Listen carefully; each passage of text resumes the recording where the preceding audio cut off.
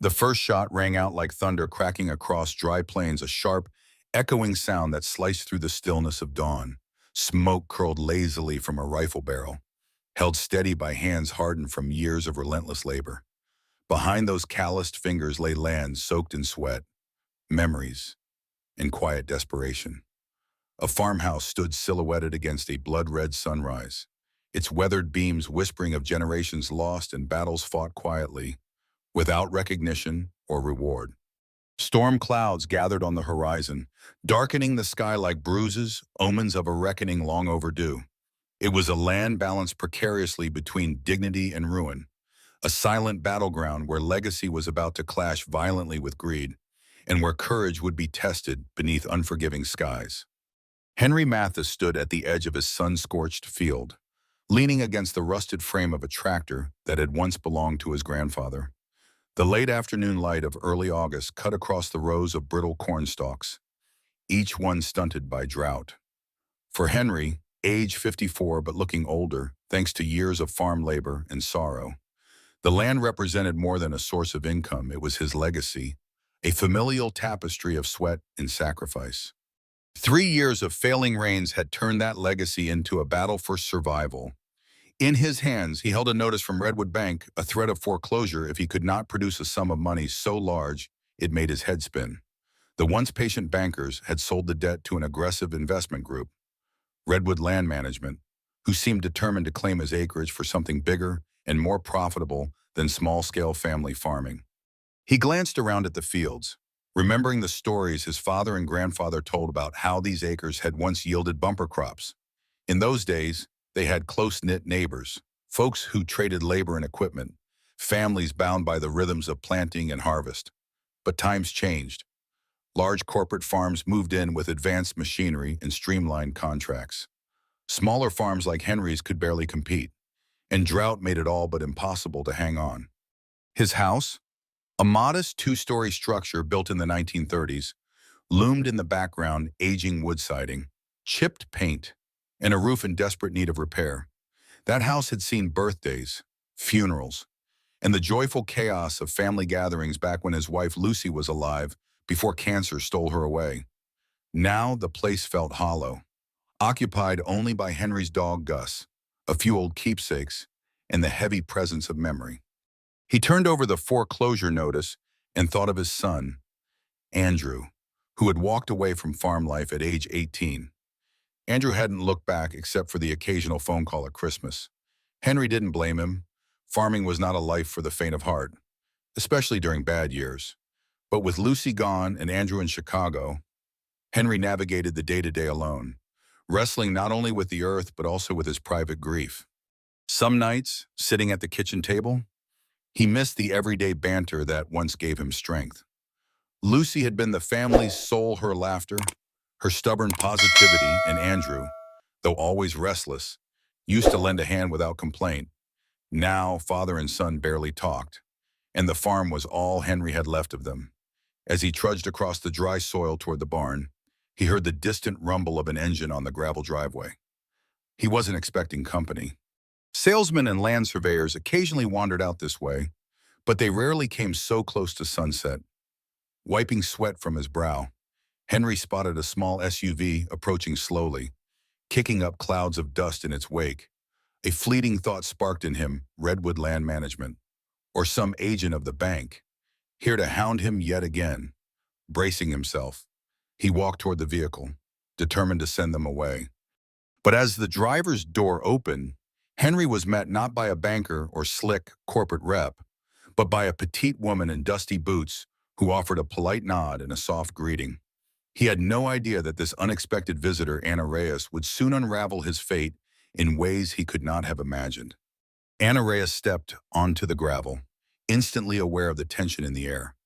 The farmhouse, the tired crops, and the stoic man approaching her all seemed perched on the edge of a silent crisis. She brushed back a loose strand of dark hair, secured in a messy ponytail, and reminded herself why she had come. Officially, she was on a personal retreat, planning to film nature footage for an independent project. Unofficially, she was running from a media scandal that had claimed a friend's life and tarnished her own once bright reputation. Anna had been a rising star in documentary filmmaking until her partner at a television network took his own life, leaving behind accusations of unethical practices. Unable to face the fallout, she'd packed her equipment into her SUV and driven west, searching for quiet streams and forest trails where she could rediscover her passion for storytelling without the glare of public scrutiny. Evening, she called, forcing a confident tone as the tall, middle-aged farmer approached. His features were worn but dignified deep lines around the eyes, a salt and pepper beard that suggested unyielding labor. "I'm Anna Reyes," she continued, extending a hand. "I was hoping I could camp on your property for a few days. The local map shows a stream running through. I'm filming natural water sources, sort of a personal project." Henry eyed her with suspicion, his gaze flicking to the camera equipment visible through the SUV's open door. "This ain't exactly a campground," he muttered, crossing his arms. Anna detected a guardedness that went beyond mere caution with strangers. Something heavier pressed down on him, though she couldn't name it yet. "I can pay you a small fee," she offered. "I have my own gear, so I won't be a bother." Henry considered. He was short on cash, no doubt, but he also didn't like outsiders. Still, she didn't look like trouble, just another city person with illusions about living off the land. After a moment, he said, $50 a night. There's a spot down by the creek if you want water close by." Relief washed over Anna's face. She'd expected a flat refusal.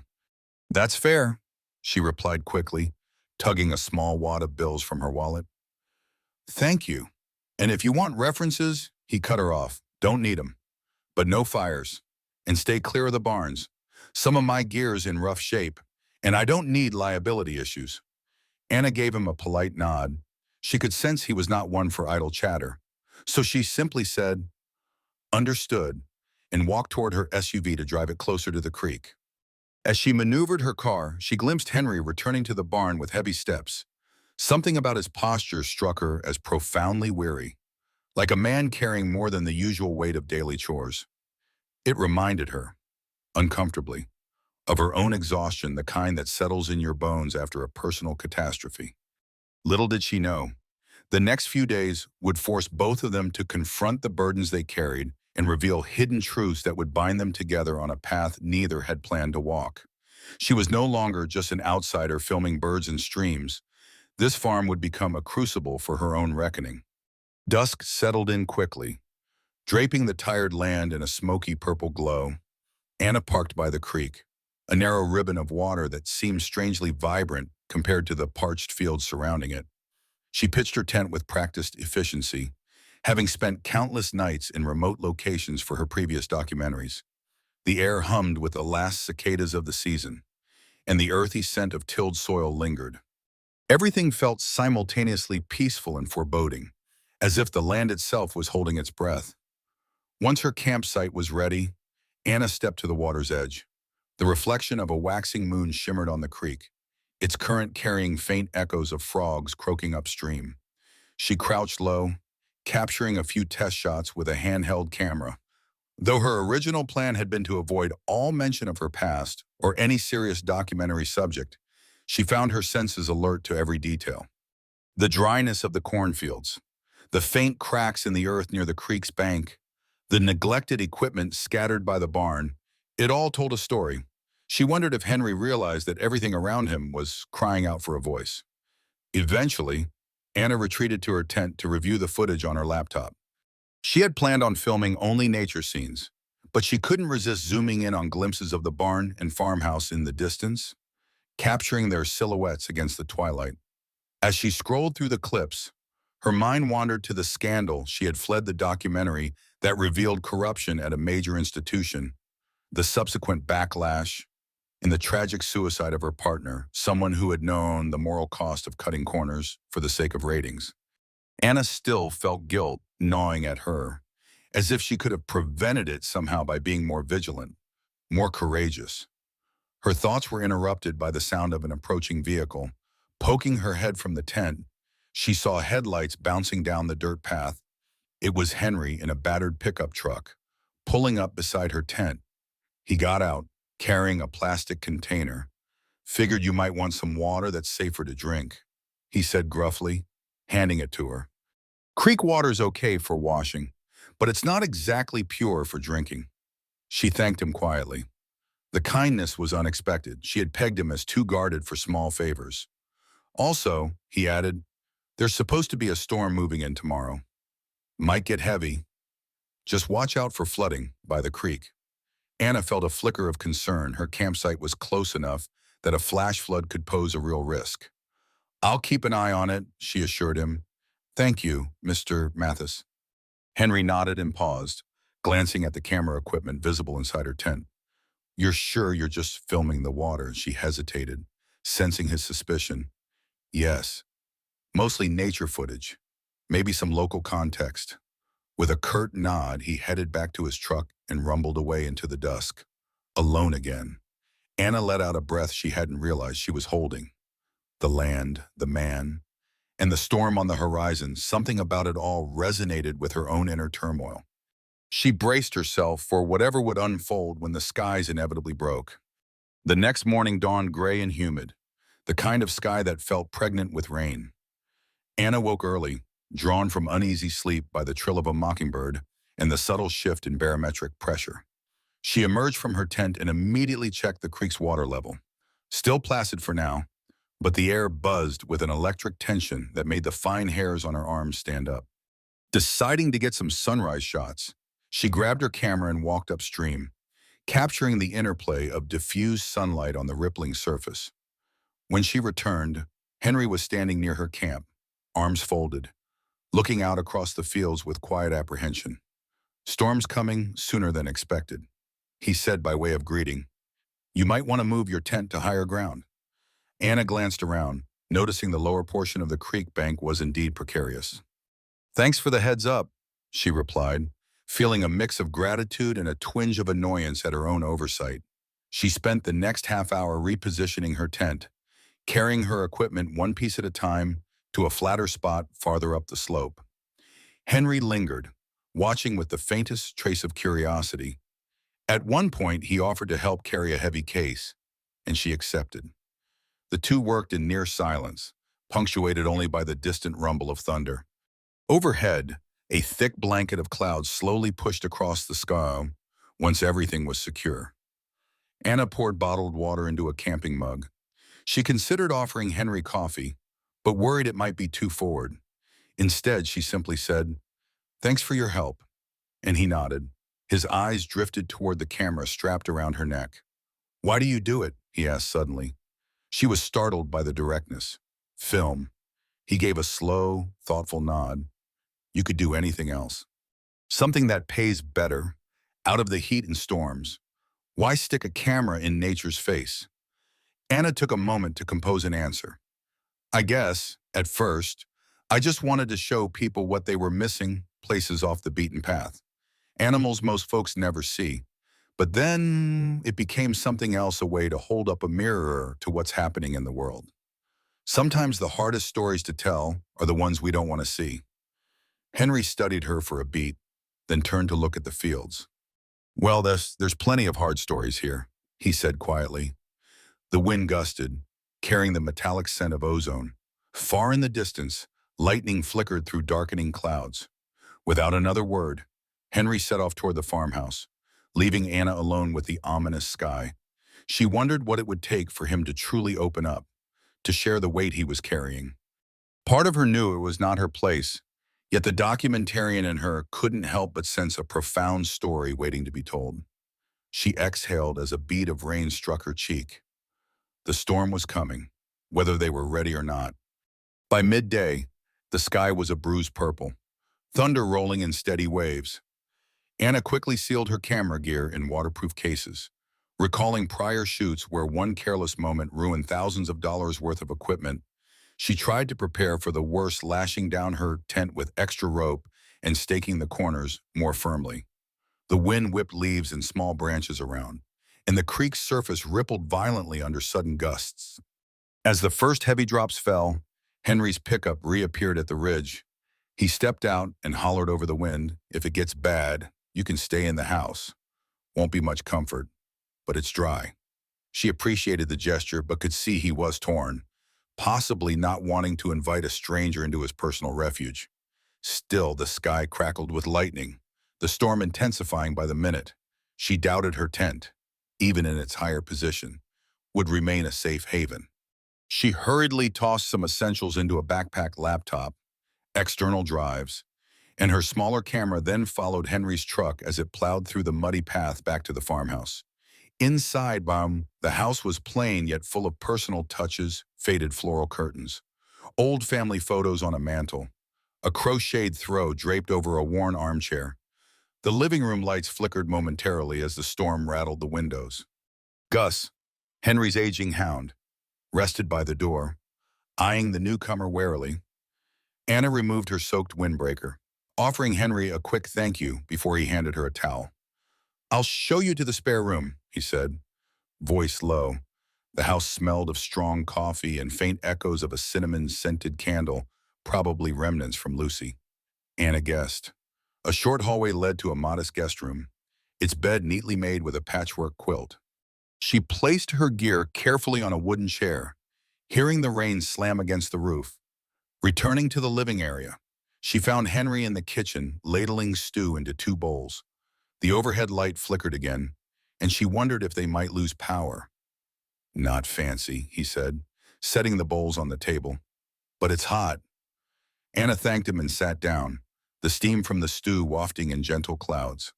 For a moment, the storm outside felt distant as the warmth of a simple meal and the hum of the refrigerator enveloped her. Thunder boomed, and Anna jumped slightly. She noticed Henry's lips twitch in what might have been a subdued grin. "Storms don't usually scare me," she offered with a weak laugh, "but this one is intense." Henry nodded, concentrating on his food. Then, after a pause, he said, "They've been getting worse storms stronger, droughts longer. Feels like the land can't find its balance, and the bank's about done with me." He caught himself, as if revealing too much. But the words hung there, vulnerable and raw. Anna felt the weight of them, her instincts as a storyteller kicking in. She saw in Henry's half-averted eyes a man whose entire life teetered on the brink of collapse. Outside, rain pounded the windows, an echo of all the turmoil neither of them wanted to confess. Night fell, and with it came an onslaught of wind and rain that howled like an unearthly chorus around the farmhouse. Anna helped Henry gather flashlights and candles, anticipating a power outage. They checked the windows, bolstered by old towels to keep water from seeping in. In the flicker of occasional lightning, she glimpsed Henry's face tense but resolute, as if he'd weathered storms far greater than this.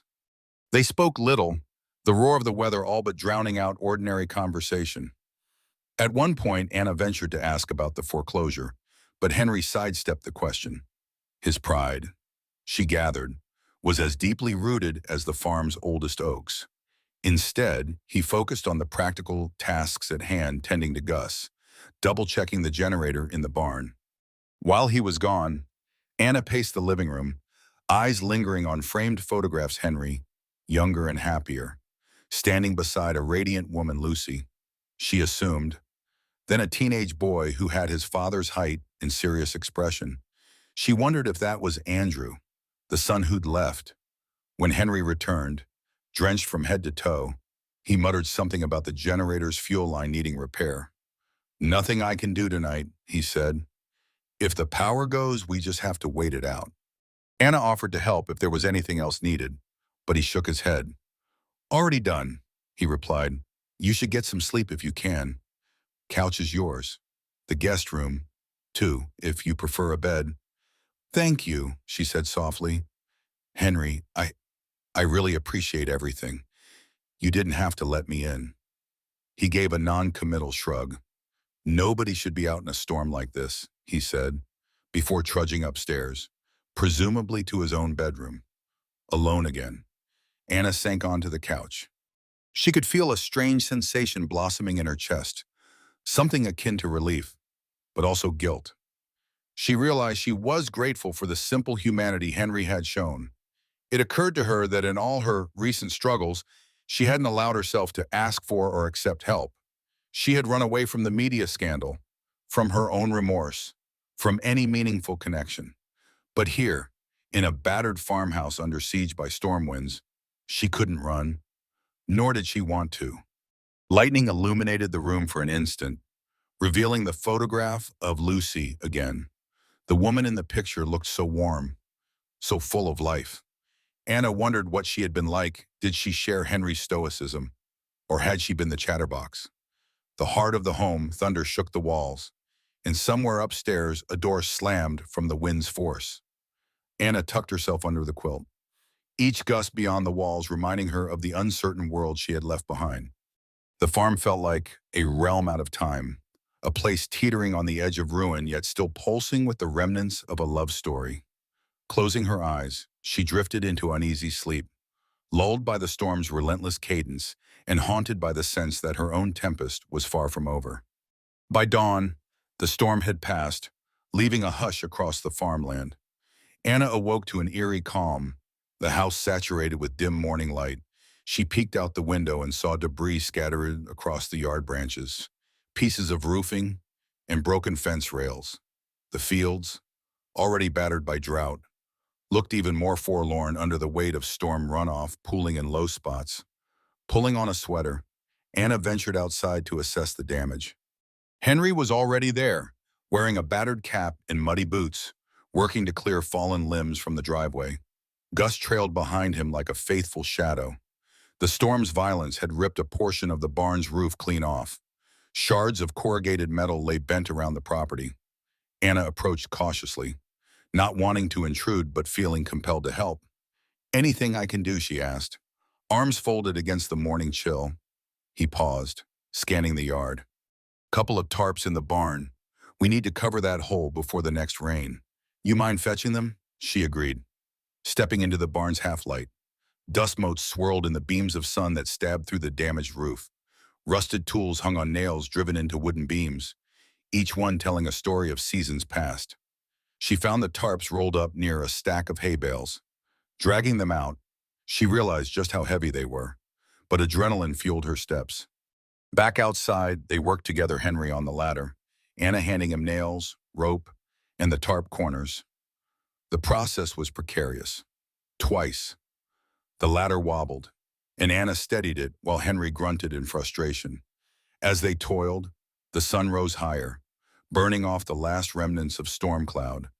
By noon, a patchwork covering was in place, though it looked far from perfect. Henry climbed down, wiping sweat from his brow. "It'll hold for now," he said. "I'll need a proper repair soon, but at least the hay won't get soaked." Anna nodded, her arms aching.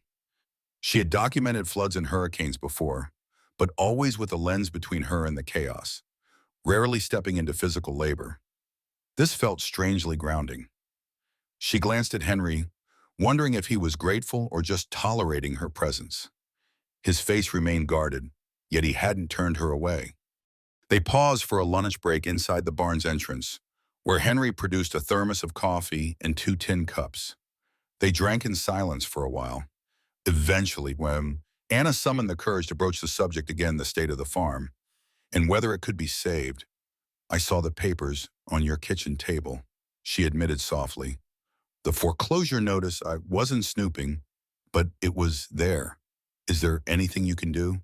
He stared at her, face hardening. "Ain't your business," he finally said, but the rancor in his voice was tempered by resignation. "Truth is, Redwood Land Management wants this place. They're pushing the bank to foreclose so they can come in and do who knows what with the water rights." He looked away. "I'm behind on payments. There's no denying. Unless a miracle happens, I'll lose the farm." Anna listened intently as Henry's words hung in the dusty air. She sipped the last of her coffee, feeling the bitterness coat her tongue. "I'm sorry," she said, feeling the weight of how inadequate that sounded. Her chest tightened with the urge to help, despite barely knowing the man. After all, wasn't helping the powerless precisely why she became a documentarian? But she also knew that offering pity or unsolicited solutions might only harden his walls. "So," she asked gently, "how long do you have, 60 days? Henry replied, glancing at a calendar tacked to a support beam. "That's when they can legally start the auction." maybe less. If Redwood pushes. He set the tin cup down and stood abruptly, as if the conversation was already too much. Appreciate the help with the roof, he said. I gotta check the fence lines. She followed him out, trailing by a few steps. The morning sun illuminated the farmland, revealing puddles of rainwater that glistened like small mirrors in the broken ground. It was a land of contradictions, so thirsty for consistent moisture, yet battered by sudden downpours. Henry strode across the yard, checking fence posts where the wood looked splintered. Anna caught up to him. I can help, she offered again. I have some time before I move on. His jaw tightened, but he nodded once. Suit yourself. They spent the next hour driving along the perimeter in his pickup, stopping every so often where fallen branches had taken out sections of wire. At each stop, Anna grabbed the spare fencing supplies while Henry hammered nails and secured posts. Through the open windows, she recorded audio with a small device, capturing the natural sound of farmland in post-storm disarray. She wasn't sure why she did it, maybe just a reflex of her profession. Or maybe she wanted to bottle the rawness of this moment, the sense of a life on the brink. It was after they finished mending the last braid that Henry, breathing heavily, leaned against the post and stared out across the rolling terrain. My dad used to say the land was part of our blood, he said, voice subdued. He fought so hard to keep it going through rough times. Part of me feels like I'm betraying him just thinking about letting it go. Anna placed a hand on his shoulder, hesitant yet earnest. Farms like yours are more than property, she said. They're living histories. It's not a betrayal if circumstances forced your hand. Henry's gaze flicked to her, a mixture of gratitude and sadness in his eyes. He opened his mouth as if to speak, then closed it. The rumble of thunder in the far distance broke the spell. Another storm seemed to be brewing. We should get back, he muttered, pushing off the post. As he turned to the truck, Anna felt a surge of resolve. She had fled her own past. But here was a chance maybe her skill with storytelling could do some good, if only Henry would let her. With the sky growing dark again, they drove back in a tense, thoughtful silence, each lost in private questions about whether this farm could be sold and at what cost. As evening fell, Anna found herself uploading the day's footage onto her laptop in the farmhouse kitchen. Henry had retreated upstairs, perhaps to tidy up or to give himself space. A single light bulb buzzed overhead, casting a warm glow on the faded tiles and oak cabinets. The house was silent except for the low hum of the refrigerator and the soft snores of Gus, who lay sprawled near the back door. Scrolling through those raw clips, Anna noticed something remarkable, the tension in Henry's face every time he talked about the land, the heartbreak in his eyes when he surveyed the damage. She felt a pang of conscience. Documenting someone's pain was always a delicate matter. Hadn't she learned that the hard way? Yet something about Henry's struggle felt essential to capture. So many family farms were on the brink, overshadowed by mega corporations and hammered by climate extremes. A story like this, if told honestly, could resonate with countless people who had no idea what small farmers endured. She plugged in her microphone, intending to record some notes. But before she could begin, footsteps sounded on the stairs. Henry appeared, arms crossed. What are you doing? He asked, his tone guarded but not hostile. She swallowed, then lifted the mic slightly. Just making an audio log my observations. I do it routinely. Helps me keep track of my footage and thoughts. He shifted uneasily. You said you were just filming nature, he reminded her. Anna closed her eyes briefly, then nodded. I did. But after seeing what you're going through, I think no. I feel it might be worth sharing. People need to see how hard it is for someone like you to keep a farm afloat. She paused, gauging his reaction. I'm not saying it would fix things, she added softly, but it could shine a light, maybe stir public support. And Redwood Land Management might not like that kind of attention. Henry's jaw worked side to side. I'm not looking for a pity party, he snapped. She offered a gentle smile. I understand, but I've seen documentaries change outcomes. At the very least, they change perceptions. And if Redwood is playing dirty, maybe public awareness can help. She could see him wrestle with the idea. For a man used to self-reliance, admitting the need for outside help must have felt like humiliation. Finally, Tishy, Henry exhaled. Let me think on it, he said. Anna gave a small nod. That was all she could ask for now. She disconnected the microphone, feeling her nerves settle. I'm going to step out for some air, she said, heading to the porch. He didn't try to stop her. Outside, the night sky was a tapestry of stars, freed from the storm clouds that had dominated earlier. A gentle breeze rustled the leaves, and Anna inhaled the fresh scent of wet earth. Pulling her sweater tighter, she looked out toward the distant silhouettes of the fields. In the quiet darkness, she felt the first real spark of purpose she had experienced in months. Perhaps this was where she could begin to rebuild, helping Henry, while atoning for the guilt she still carried from her own past. For the first time, she believed she might turn her camera towards something redemptive, rather than the next sensational revelation. 2 days later, the weather stabilized into a pattern of muggy heat, the sun baking the soggy fields until steam seemed to rise from the soil. Anna remained on the farm, with Henry's reluctant blessing. She helped mend fences, fed the chickens, and even attempted to fix a section of rusted gutter along the side of the house. At first, Henry remained distant, leaving her to her own devices while he tackled the endless chores. But each evening, as they sat at the kitchen table, an unspoken camaraderie formed between them. On the third morning, she found him in the barn, rummaging through a large wooden chest. Hand me that wrench, he said, pointing to a shelf overhead. Anna complied, noticing the label on the chest read heirlooms. As Henry dug deeper, she caught glimpses of old diaries, pressed flowers, and tin boxes filled with seeds. What's all that, she asked. Her curiosity piqued. He paused, lifting an ornate metal box. Family seeds, he said, varieties that my granddad saved drought-resistant beans, hardy tomatoes, old corn strains. Lucy and I used to experiment in a small patch by the creek. A flicker of sadness crossed his eyes at the mention of his late wife. Haven't touched these in a while. Anna felt her heart skip a beat. That's incredible, she said softly. I've read about seed-saving farmers passing down heritage crops. It's important work. Henry nodded, then placed the box aside. Thought it might help during the drought, but time got away from me. Then everything else happened. The subtext was clear: Lucy's illness, Andrew leaving, financial turmoil, not wanting to pry too deeply. Anna shifted the focus back to the seeds. There could be something valuable here. She ventured, if Redwood Land Management takes over, they'll never preserve this kind of knowledge. They'll probably plow through and do whatever's most profitable. Henry's jaw clenched. They sure as hell won't care about seeds or family history. Anna bit her lip, considering an idea. Henry, she began tentatively, what if we show people the real value of your farm?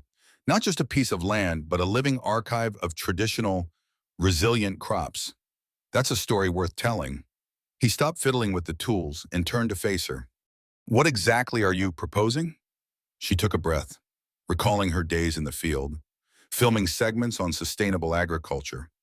I'm proposing we film you talking about these seeds. Show the creek and how it still runs strong even in drought. Highlight how your small patch of land could be a model for future farming practices. People respond to stories of hope and preservation. This could bring support not just emotionally, but maybe even financially. Henry looked away, lost in thought. After a long silence, he whispered, Lucy believed in that. She used to say these seeds were our insurance for the future. Anna reached out, lightly touching his arm. She was right, Anna said gently, and it's not too late to make the world see it. For a moment, they locked eyes, and she could almost see the flicker of determination behind his weariness. At last, he cleared his throat, brushed imaginary dust off his jeans, and said, all right, let's give it a try, but no pity. Show it for what it is, our last stand. The filming began in earnest the next morning.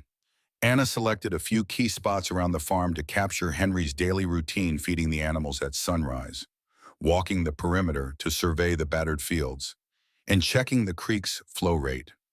With each scene, she gently guided him through on-camera reflections, steering clear of anything that felt forced. At first, Henry was stiff, unsure where to look or how to phrase his thoughts.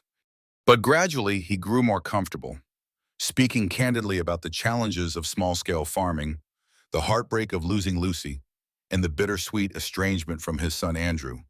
In the afternoons, they focused on the seeds.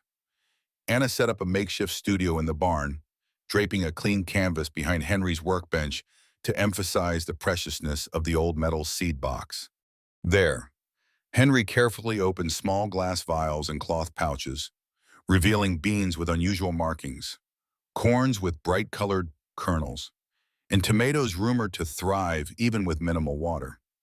He explained how Lucy had taught him to rotate crops naturally, to save seeds from the strongest plants, and to let nature dictate the pace rather than forcing chemical interventions.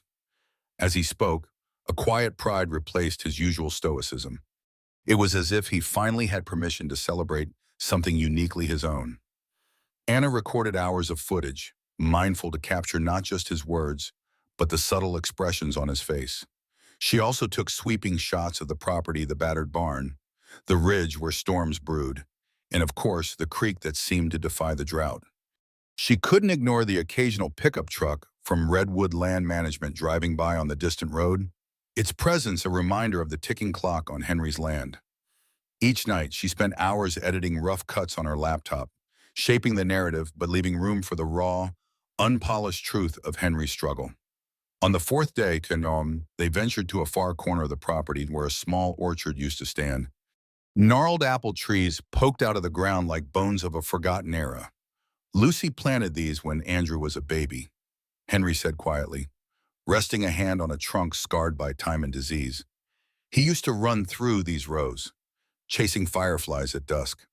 Anna noticed the crack in his voice. "Have you talked to him lately?" she asked softly. Henry shook his head. "Not since last Christmas. I couldn't bear to tell him about the foreclosure. Didn't want him to see me as a failure." Later, while reviewing the orchard footage, Anna realized this location symbolized everything Henry stood to lose: his family's memories, Lucy's legacy, and a potential future that might never materialize. The notion fueled her resolve to finish the documentary sooner rather than later. She knew she had compelling material, but also that time was short. Redwood Land Management would not wait indefinitely, and Henry deserved a fighting chance. With each edit, she honed in on the universal themes: a man's bond with the land, the fragility of old ways in a modern world, and the seeds of renewal that might still exist if only someone would listen. She prayed that her film, once shared, could shift the tides for Henry Mathis before the final curtain fell. That weekend, Redwood Land Management made its move. A notice arrived by courier, informing Henry that the foreclosure process would be expedited. They cited unrecoverable arrears and stated they'd be seeking a court date in less than 3 weeks. The letter also hinted at Redwood's larger ambitions. They planned to repurpose the creek's water rights for industrial use, possibly bottling or irrigation for nearby commercial developments. The subtext was clear: they had no interest in preserving heritage seeds or small-scale sustainable agriculture. Henry slammed the letter down on the kitchen table, rage flickering in eyes that were normally resigned.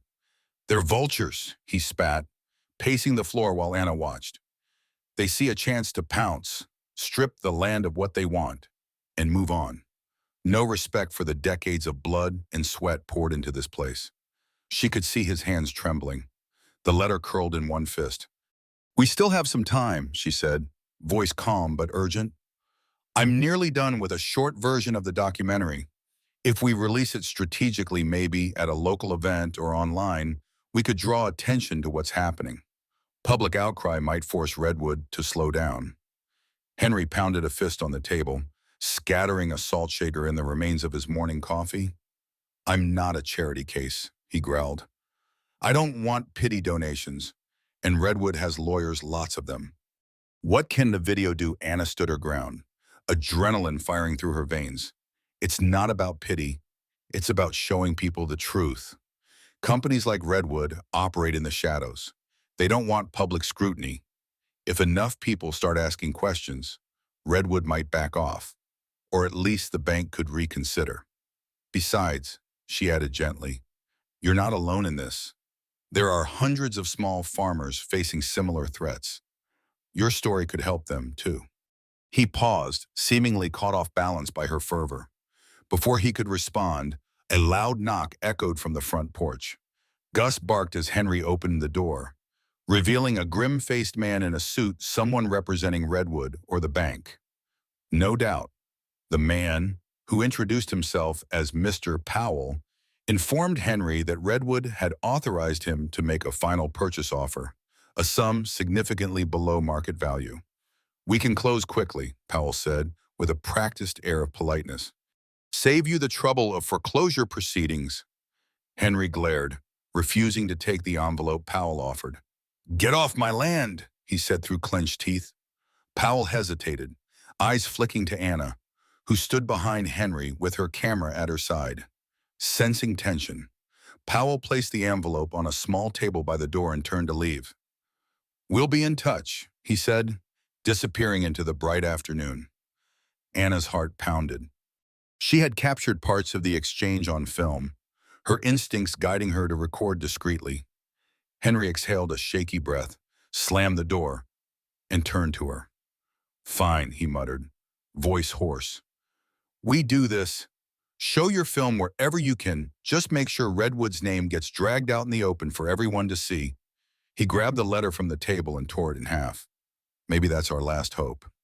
In his eyes burned a fierce determination Anna had not seen before, and she felt a surge of confidence that their combined efforts might yet turn the tide.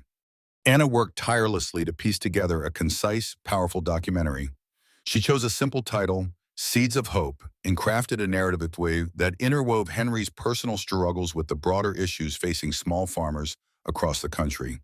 The footage included sweeping aerial shots of the cracked land, close-ups of heritage seeds in their vibrant colors, and candid interviews with Henry, speaking plainly about his love for the farm and his frustration at its impending loss.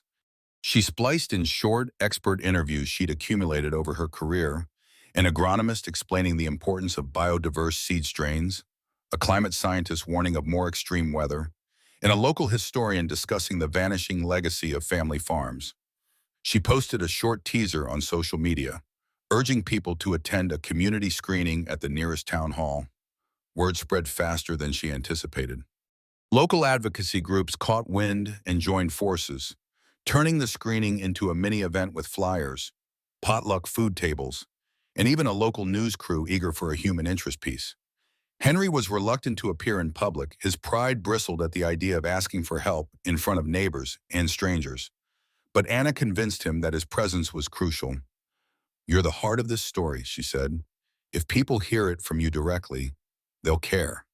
On the day of the screening, Henry wore his best shirt, which was still wrinkled but decent. Anna hurried around, setting up a projector and sound system, aided by a handful of volunteers. Townsfolk milled about, curious and supportive. A soft murmur filled the room as the seats began to fill. In the front row, Henry sat stiffly, arms folded, while Anna introduced the film. Thank you all for coming, she said into a microphone, her voice quivering with nervous energy. This documentary started as a simple nature project, but I discovered a story that matters to every family who cares about the food we eat and the land we share. The lights dimmed, and the film began. Scenes of Henry's worn hands planting seeds, Lucy's old orchard, and the battered barn flickered across the screen. A hush fell over the crowd, punctuated by the occasional gasp when Redwood Land Management's menacing role was shown. There was a poignant moment with Henry speaking about Lucy, recalling how she taught him that seeds were like hope in your pocket. By the end, tears glistened in more than a few eyes. When the lights came up, the applause was instantaneous. Henry looked stunned, swallowing hard as neighbors approached to shake his hand, offering words of encouragement. A local farmers market organizer pledged to help him sell produce at a premium price if he could manage another season. The town's mayor, who rarely took stands on private business matters, publicly chastised Redwood for overreaching. Some audience members asked if a GoFundMe campaign or community fundraiser could be set up. Henry could only nod. Overwhelmed by this outpouring of support, Anna hovered by the projector, catching her breath. She knew this was only the first step. Redwood was well-funded and aggressive. Yet tonight she witnessed a crack in the corporation's facade. Ordinary people, armed with knowledge and compassion, could shift the narrative. As Henry stood among well-wishers, his expression moved from disbelief to a cautious spark of hope. In that moment, Anna realized the power of a story well told and the profound courage it takes to share it. Word of the screening spread beyond the small town. Social media shares of the Seeds of Hope teaser skyrocketed, and soon Anna's inbox overflowed with the inquiries, journalists wanting quotes, environmental groups asking how they could help, and other farmers sharing their own tales of corporate intimidation. A regional news station ran a segment on the Redwood controversy, featuring clips of Henry's interview. The pressure mounted quickly, and Redwood Land Management found itself facing negative publicity it had never anticipated. Even Redwood's local representative, Mr. Powell, was quoted in an article trying to downplay the company's objectives, insisting they intended to coexist with local traditions. Few believed him. Amidst the media storm, a short but intense phone call came from Chicago, a voice Anna didn't recognize. "My name's Andrew Mathis," the caller said. Anna's heart quickened. "Henry's estranged son. I saw the short documentary you posted online." He continued, "I had no idea how bad things were for my dad. Is it true about the foreclosure?" Anna confirmed it, her voice gentle. There was a pause on the line, filled with a tension reminiscent of a wound left untended for too long. "He never told me," Andrew said at last, a mix of anger and regret in his tone. "I want to help, but I'm not sure how he'll react to me suddenly showing up." Anna sensed the pain behind his words. "He needs you," she said simply. 2 days later, Andrew arrived on the farm. Henry was repairing a tractor engine when he saw a car parked in the driveway, sporting out-of-state plates. Andrew emerged, wearing a crisp collared shirt and carrying an overnight bag. The father froze, wiping grime from his hands. Neither spoke for several seconds. Then Andrew cleared his throat. "Dad," he said softly, "I saw the film. I'm sorry I didn't come sooner." Henry looked away, blinking hard. "Guess it took a big crisis for you to remember this place existed," he replied. But the resentment in his voice seemed overshadowed by relief. Anna, filming from a discreet distance, captured their first awkward hug. She decided not to intrude any further, stepping back to let father and son talk in private. Later, she learned Andrew had done well in Chicago, working for a technology startup. Though he couldn't single-handedly save the farm from its financial crisis, he offered to pitch in what he could. More importantly, Andrew promised to speak publicly on his father's behalf. He had connections in city circles that might galvanize more significant support. The next afternoon, Redwood Land Management staged a counteroffensive. Their lawyers sent cease and desist letters accusing Anna of defamation and warning that Redwood would pursue legal action if she continued spreading misinformation. Undeterred, Anna and Henry expanded their fight. Supporters launched a crowdfunding campaign online, titled "Save the Mathis Farm," which raised money more quickly than anyone expected. Henry was flooded with phone calls, some from strangers living hundreds of miles away, offering small donations or simply words of encouragement. On top of that, an environmental nonprofit offered to help Henry apply for a grant to preserve heritage seeds, citing their importance in climate-resistant agriculture. Through it all, Andrew remained on the farm, bridging the gap between city resources and rural realities. He accompanied Henry to a meeting with Redwood's lawyers, where father and son presented a united front, refusing any lowball buyout and highlighting the negative PR Redwood would suffer if they persisted. Redwood's legal team left with furrowed brows, suddenly aware that they were no longer dealing with an isolated farmer. The tides were turning, and Redwood, once an unstoppable force, began to flinch under the glare of public opinion. A month later, the farm bore signs of new life, though the foreclosure process hadn't been formally canceled. Redwood Bank, now under intense scrutiny, agreed to renegotiate. The final settlement wasn't everything Henry wanted. He'd still carry debt, but it granted him more time and better terms, enough to potentially stabilize the farm. More importantly, The seeds that he and Lucy had lovingly preserved began to sprout in raised garden beds near the creek. Anna captured stunning footage of bright seedlings emerging from the soil, each leaf a testament to the power of resilience and hope. The culminating victory came when a coalition of environmental groups, along with a philanthropic foundation inspired by Anna's documentary, contributed funds to establish a pilot project on the Mathis farm. Officially titled the Heritage Seed and Water Preservation Initiative, the project aimed to showcase how small-scale farms could thrive in the face of climate challenges without selling out to corporate interests. Andrew announced he would remain in the area indefinitely, working remotely and helping his father manage the new initiative. Their once frayed relationship found a renewed sense of purpose, each learning how to speak to the other again without the weight of unresolved blame. On a crisp morning, Anna filmed a final sequence, Henry standing beside Andrew by the orchard Lucy had planted, the old apple trees still leaning in silent witness. This time, new saplings dotted the rows, bred from heritage varieties known for their resilience. Henry spoke directly to the camera, his words steady and introspective. "I thought I was alone," he said. "I thought nobody cared if this land dried up and blew away. But I've learned that sometimes it takes speaking out to find your allies. We don't have all the answers, but we're willing to try. That's farming. Put a seed in the ground, give it your best, and trust that something good will grow." Anna ended the recording, her eyes misting. She had come here to escape her own ghosts, never expecting to uncover a story of heartbreak and rebirth. In helping Henry, she discovered her own reason to keep filming, to stand for something greater than sensational headlines. That evening, as the sun cast long golden shadows over the fields, they held a modest gathering at the farmhouse. Neighbors, local supporters, and even a few out-of-towners arrived, sharing casseroles and bones, raising glasses in a simple toast. Laughter rang out where once there was only silence. Andrew tinkered with an old record player Lucy had kept. Soon, a classic country tune filled the living room. Henry tried to suppress a grin, failing as he joined the crowd. Anna perched on a windowsill, filming just enough to capture the magic without intruding. She realized this was the real ending, not the triumphant corporate defeat or the official grants, but the small, precious moments of unity and belonging.